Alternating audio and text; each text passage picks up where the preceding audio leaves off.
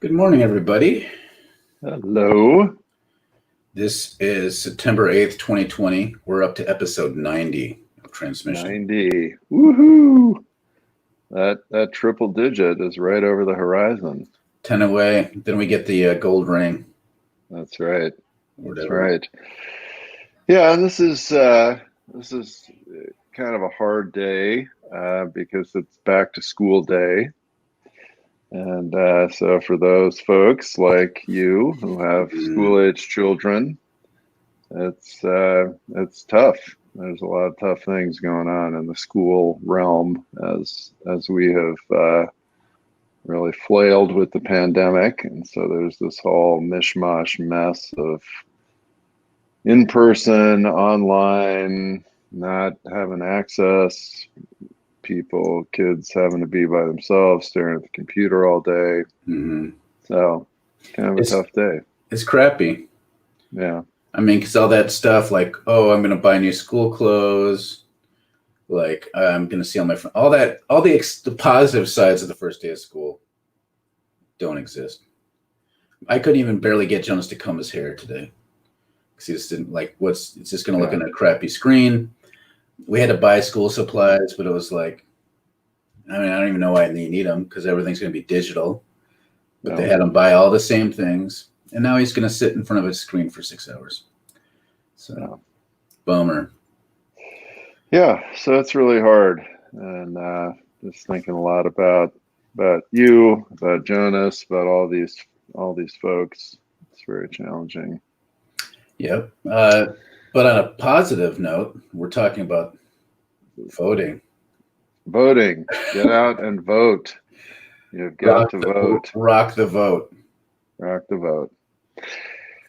Yeah, and so we're gonna talk about a very what to me is a very interesting phenomenon, right? This phenomenon of single issue voting. So this is the voter that says, I don't care about anything except your view on my favorite issue. Or they think that issue is so dominant. They're like, yes, if I had the luxury to care about other things, I would. But the legalization of marijuana just trumps everything else. Right. Yeah.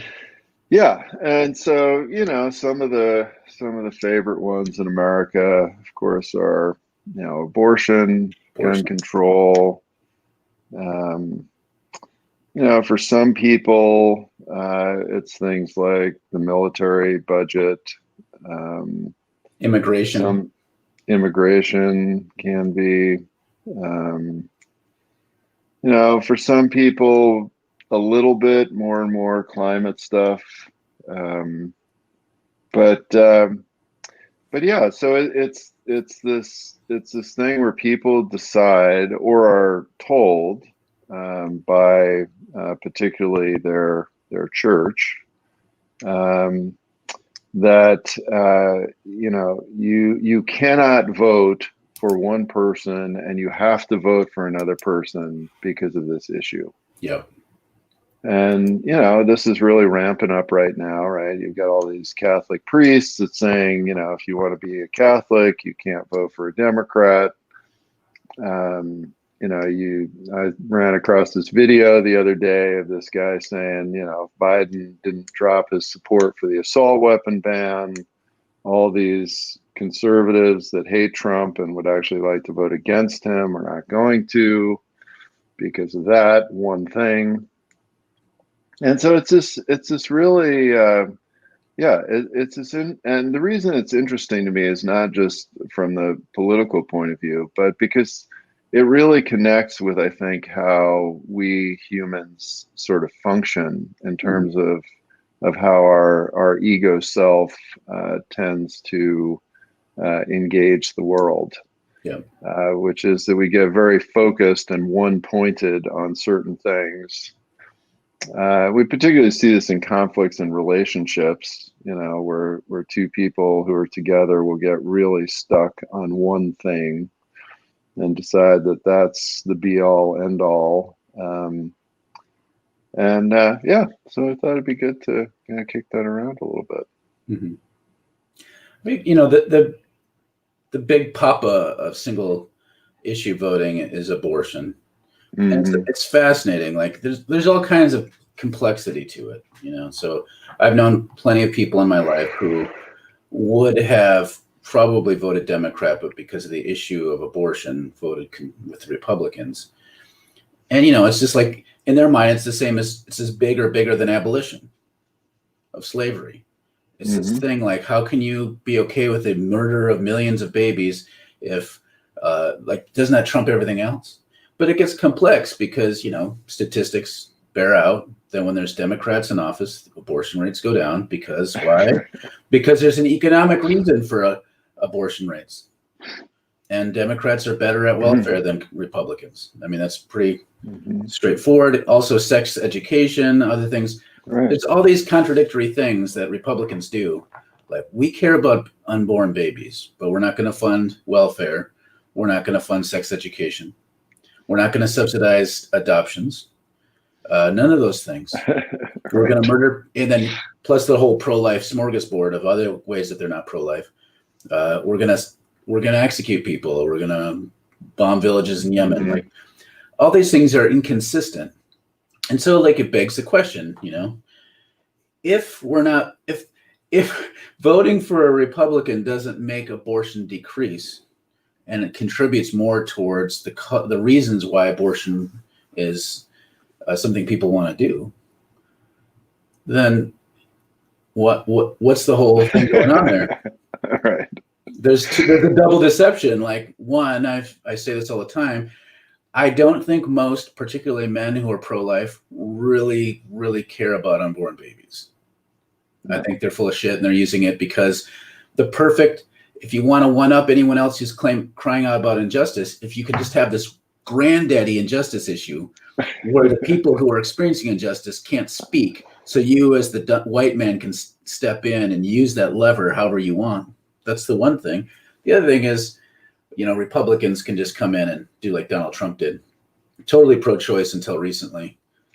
Too good of a lever to leave untouched. So then he just cranks that lever and then gets all the evangelicals to start drooling. It's so much deception and trickery and shenanigans going on with this. Well, and so this is one of the things that, and you know, if I think back about a theme that has emerged many times over the course of our doing this transmission, it has to do. It's this theme of complexity versus, you know, trying to simplify everything to the point of becoming a zombie, right? And that, to me, this is one of the best examples of this. That really, single issue voting, as far as I can tell, is really about not thinking more than anything else. Right? It's like, okay, so if here's the issue, here's the answer, you know, yes or no, this is what tells me what to do, then I'm done, right? I don't have to think about anything else that's going on in society. I don't have to think about anything else that this candidate or this party really stands for. I don't have to really reflect upon myself, you know, how do I really feel? Right? You know, yeah, I love the idea of protecting an unborn baby, but look, I hate all these black and brown people that, you know, I think are being lazy and taking government money or whatever. You know, I just kind of opt out of social participation, and I'm simply open to manipulation. Like, as you said, you know, somebody like Trump comes along who could care less about abortion, and has been totally pro-choice in favor of legalized abortion forever. Suddenly he claims he's different, and you just go, okay, great, you know, that's it. I'm done. I vote for him. So it's kind of the ultimate in zombification. Well, and you know, this is just before we get to comments are starting. Please comment early on. It's the first episode of the week, so things usually start slow, but bring them. The other thing is, this ties in with the American political imagination and the two-party system an awful lot. Remember those family Christian they come up with these voter guides, right? And so, and then there'd be these 7 issues: abortion, homosexuality, taxes, and then you lump it together and somehow that this is a cohesive worldview. This is the Judeo-Christian worldview at play here. And so then you get in this thinking like all these logically connect one with another. And then on the other side, you have the godless secular humanist or socialist worldview. And then there'd be 7 responses to these same issues. It'd be presented as a binary. There's only 2 options. And all these things go with these things. Yep. You know, and then every once in a while you get a Green Party or a libertarian who's like seems logically inconsistent and wants to lump different across the boundary there. Or you get a crazy leftist who says, actually, there's actually more than just a yes and no. All the Democrats are doing is a mediated position. Well, we should take this to the far edge and people shouldn't have to work at all. And then we should have socialist government, which is where I'm at. And so what happens is you get locked into this thinking. This is a worldview issue. And so the way I can cut right to it to see who has the same worldview as me, because there's only 2, is where you stand on this one issue. And if you're in my column, then you're in us. And if you're on the other column, you're them. And fuck them, they're socialists. That's kind of this polarization. I'm all in favor of good polarization, but this is the dumbest, most reductionary form of polarization imaginable. So some comments. Mark writes, I never cease to be amazed that those most strongly against abortion also appear to be those most against creating society in which abortion is the least favorable of all possible outcomes or options. We can make abortion an unappealing option without laying punitive retribution against those who do make that choice. Yeah. Well, and this is why, my thing is that the pro-life thing is not about caring about babies. It really has to do with the issue of controlling women's bodies and sex. That's really what it's about. And so, and this is why, Mark, as you were saying, folks who take the anti-abortion stand do not want to look at the statistics about which party actually creates the environment in which fewer abortions happen, because one of the documented ways that you make fewer abortions happen is that you have good sex education and you make contraception available. And that's one of the best ways to decrease the abortion rate. And the problem is that, fundamentalist Christians and fundamentalist, whether it's Protestants or Catholics, don't want to talk about sex and have sex education, don't want to acknowledge that people have sex, and don't want to provide contraception. And so that's really what they're against. That's really what the issue is. And that's why you see, the contradiction that what Mark is talking about. And I get there are pro-life people who are nuanced. I get it. It's not a stark binary, but generally, I think you're right. It is about few and far between. Yeah, there's ways, but within the dominant expression. And I think it comes down to a lot of moralistic thinking. The reason why statistics don't matter is because, no, this is always about moral choices. If you have an abortion, you're a bad person. If you don't, you're a good person. Statistics that it all comes down to an individual's autonomous choices, and we need to punish people who make the bad choices. So I remember this, I use this example all the time, but there's a small church that my wife used to be a part of that had a baby shower for this couple who had a baby. And then a couple weeks later, there was a single mom who was having a baby and she wanted to have a baby shower and the church said no. And I realized in that moment, this comment, but well, it sounds like you really want abortions to happen there because you can't simultaneously shame people into to not shame them for having a baby and then say, you're damned if you do, damned if you don't. You're going to be you can either be secretly have an abortion and be included in the collective, or you can be overtly pro-life and be excluded. This is where these contradictions happen all the time, and you try to call this out. Strong fundamentalist pro-lifers will say, you're just trying to trick me with your liberal mind tricks Abortion's bad. All right. Our Series, liberal mind tricks. Yes. yeah. Series writes, that is my question on how people still vote conservatives when they are not really pro-life. It is more to punish women, yeah, and other birthing people for sexual empowerment along with not conforming to the status quo. Yeah, like having an abortion in their mind is a form of lawlessness. It allows you just to have wanton sex, which they resent because maybe they want to and they feel like it's bad. And yeah, erodes the fabric of the family, blah, blah, blah. Gus writes, grew up conservative. 2004 was my first presidential election. I was talked out of voting for Nader in a solid blue state by a pastor over the issue of abortion, and it took me over a decade to really let go of my bitterness at him. Wow. Okay. Well, I'm glad you have, but yeah, no, absolutely. All right, and then this next one, guns. Guns are a big single issue for a lot of people, especially these days. I feel like guns are talked about more than abortion. Yeah. Yeah, and this brings up to me the other very interesting thing about single issue voting, which is that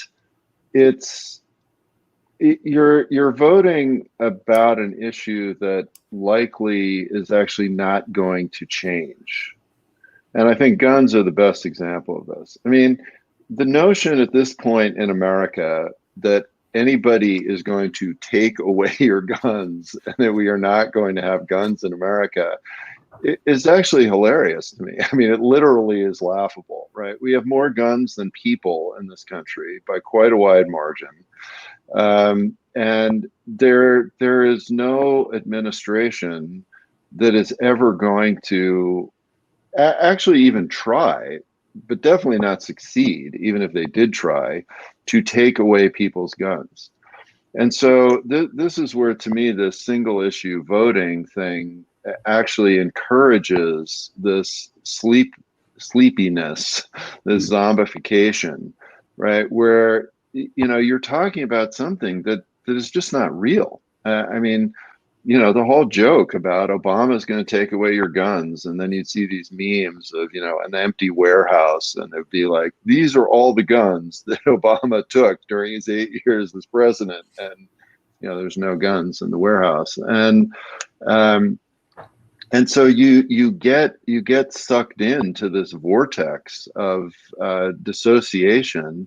Mm-hmm. And what it really does is to prevent you from being a thinking, engaged citizen, which then is you are very easily manipulated. I mean, that's ultimately, to me, the biggest problem with this single issue voting thing is that you create a group of people that are highly manipulable. Rob writes, we have to become love for society as a whole and make everyone feel valued, welcome, treat them like ourselves. When in that context, knowing they are loved by Jesus, then they will see his love and grace and have hope for the children they are carrying. All too many times we condemn women getting pregnant out of wedlock and then having a child out of wedlock because we have not respected, represented God's love in all this. Yeah, there's a whole lot of inhospitality, inconsistency, hatred, and shame around this with the church, and this is where it's just really shitty. Like there's no, like all in the name of loving, of protecting life. There's a great toxic irony to that. Series writes, if they care about babies, improving maternity care, family planning, and childcare would do more than that. Why should I have to pay for someone else's mistake? I think I want to protect those babies' lives and gun rights. So what I think is everyone who would otherwise have an abortion, we should take those babies away from them and send them to our military training academies where young children are raised to be military machines.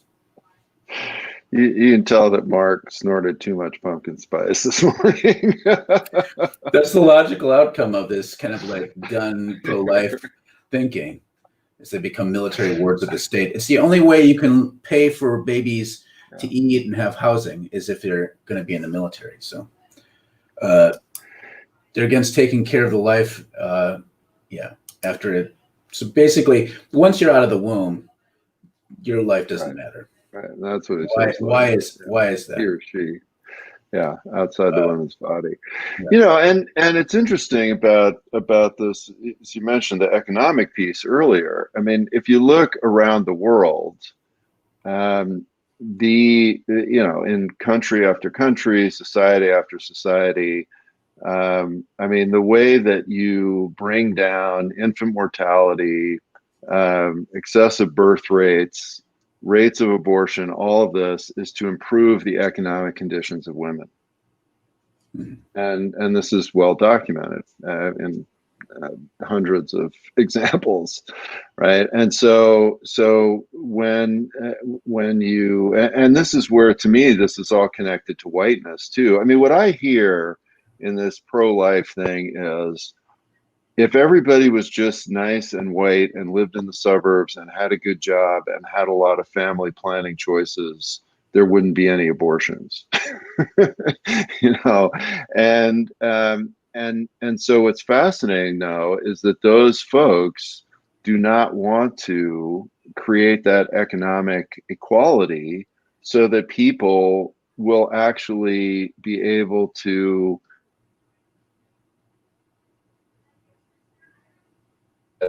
everything will be right. And so it's like, yeah, we want to economically oppress all these folks, and this is connected to what we talked about on Friday with poverty. We don't want to deal with poverty. We want to economically oppress all these folks, and then we also want to morally oppress them and shit on them too. Mhm. And it's like, that's not pro-life. It's just bad. No, and then, I mean, this ties in with so many issues of not putting their money where their mouth is. Like, Yeah. there are some shelters for women, single moms who are pregnant who would otherwise have an abortion. They're not very common, and they're not very good, usually speaking. No. And like, I remember when Amy and I tried for 8 years to have a child, and didn't think we could, so we were going to look into adoption.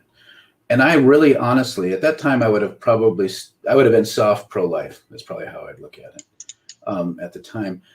And so I honestly believe that I could just look up evangelical organizations that subsidize adoption, because it made so much consistent sense to me of how I saw the world. And there's nothing. There's nothing. Like, maybe there's a little bit out there now, but nothing. There's no money where the mouth is with it. And so I remember realizing, like, oh my God, all of this pro-life stuff is just a sham when it's at least coming from politicians. And so no follow through. That's where, especially when you tie that, welfare shouldn't be handled by the government. It should be handled by charitable churches and individuals. And pro-life, those two ideas could come together with a vast subsidizing of all kinds of social programs, but no, doesn't happen. No. Kathleen writes, there's much misinformation about late-term abortion. Yeah, that's another one. In many cases, the fetus is already dying. It's not like tons of women are casually deciding to murder their babies. Yeah, No, there's all sorts of spin. There's just a lot of lies that goes on in that regard. But Elizabeth writes, I got pregnant when I was 16. I ended up receiving a baby shower, but only because my aunt loved me. Good aunt. There was a fear that giving me a shower would encourage me to get pregnant again. Yeah. It's like, I love getting presents. I'm going to have another baby. Is this? Well, no, and that's the standard argument against birth control, right? Is that birth control just creates more immoral behavior. And again, this is actually factually incorrect. There's nothing that decreases sexually active rates more than having frank conversations about sex with 12 and 13-year-olds who still think sex is kind of a disgusting idea, and they actually have sex less when you do that. And then when they do have it, there's a much lower pregnancy rate, right? And if you look at the rates of teen pregnancy, abortions, illegal, dangerous abortions around the world, some of the highest rates occur in predominantly Catholic countries. I mean, right now, it's a huge crisis in the Philippines. And it's because people don't want to talk about sex, and they have this idea of, well, if we don't talk about sex, nobody will have sex, which is a pretty fascinating, bizarre delusion. They wouldn't know how to do it, like, because they wouldn't have Right. learned, and so they just kind of lay on top of each other and flail, and that'd be it. There'd be no babies because they would know Yeah. how. So hard to even regulate guns, let alone ban. Yeah, like that's Right. Yeah. Yeah. I mean, it's just as I said, it's just a joke.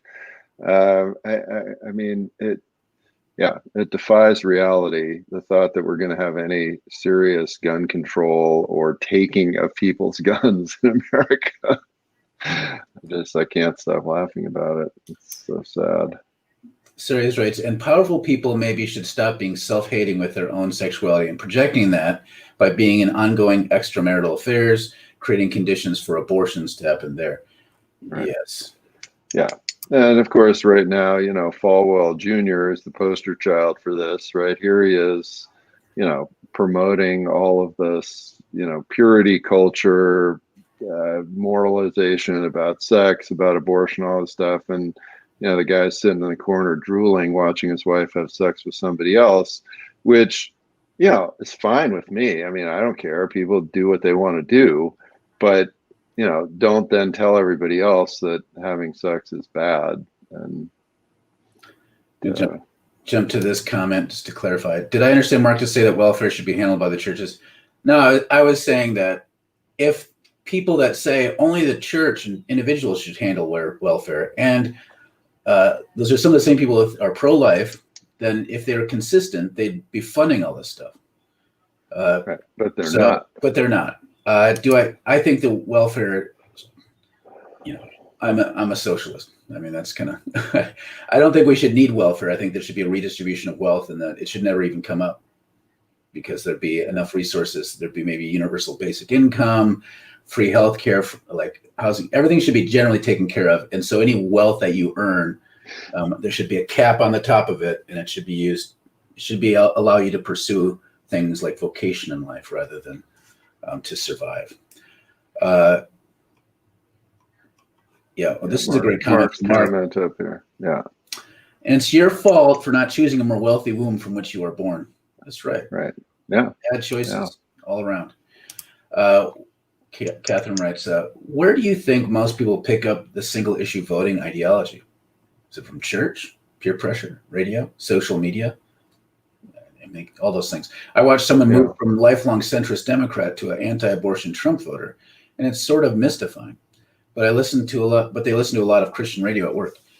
Yeah. I mean, I think radio and now Fox News is as big a source as anything, even probably eclipsing the church at this point.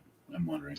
Yeah, I mean, I think, to me, this is actually a perfect example of another theme that we've hit on a lot, which is the formational power of social systems on human beings. I mean, the various church institutions, and I would include, then Christian radio, the media, peer pressure. I mean, they have been hammering away on these things nonstop now for decades. And so, you cannot walk into some of these churches and not hear about this. And in our individualistic, false sort of free thinking society, we tend to have this idea of like, I'm not affected by the stuff that I hear. I'm not formed by this. I'm not influenced by this. Yeah. That's total nonsense, right? And so if you are hearing the same thing over and over and over and over and over and over and over and over, millions of times over decades, that's what gets stuck in your head, and you stop thinking about anything else. And so it's a massive formational propaganda experience. And it's not just you're being bombarded with, you must be pro-life, and then you're like, I must be pro-life. It's not as simple as that. It's like this whole conditioning tab, this moralistic understanding of the universe, wherein like you have to keep other people from making immoral choices. And then but you can't really make moral choices yourself without a little bit of help. And the church is there to help with their program of sin management. and God's going to juice you up so that you can be a righteous person who doesn't make bad choices. Otherwise, you'd be just like those homosexuals in the Pride Parade, given over to your wanton desires. Like this, it's this very moralistic way of seeing things. And so anything that starts scratching at that seems too nuanced is something to be feared. It's pretty gross. Gus writes, the other thing that's really interesting to me is the way that clergy was involved in the creation of underground abortion networks here in the U.S. They saw it as being pro-woman's life. The podcast Criminal did an episode on the history of those networks. Interesting. The flip from how churches and Christian groups have seen abortion has been interesting, because it's not like before 1960, like every conservative Christian was pro-life. It's not how it works. It's interesting. We don't tell this history very well in this country. Mark writes, as an adoptive parent, I know that the economic incentives that existed at the time were really only incentives for those with enough wealth to adopt in the first place. We mortgaged a paid-for house to adopt internationally. We incentivize those who can pay, not necessarily those who may be the best parent for an adoptive child. Like, at the time it was going to cost us $20,000. And the only way we could, we started looking into adopting siblings or special needs kids, which would have been hard for us to pull off, and living in an intentional community. So you're right. You have to have money in order to adopt. Gus, we already said that one. Oofed, I think church handling would be even a bigger fiasco. Yeah, I think that if the church were going to be good at welfare in the future, it would be good at welfare now. This idea that somehow if everyone has to pay a little bit less taxes, they're going to somehow become more generous with it now than they are now. It's like a myth. No. Yeah. So, okay. Well, we've rolled through another half an hour, and thanks for all the great comments. Be a more awake, informed citizen. Yes. Complexity is hard, but it's real. Well, we'll help add more complexity to your lives tomorrow with whatever we decide to talk about. All right. See ya. See ya.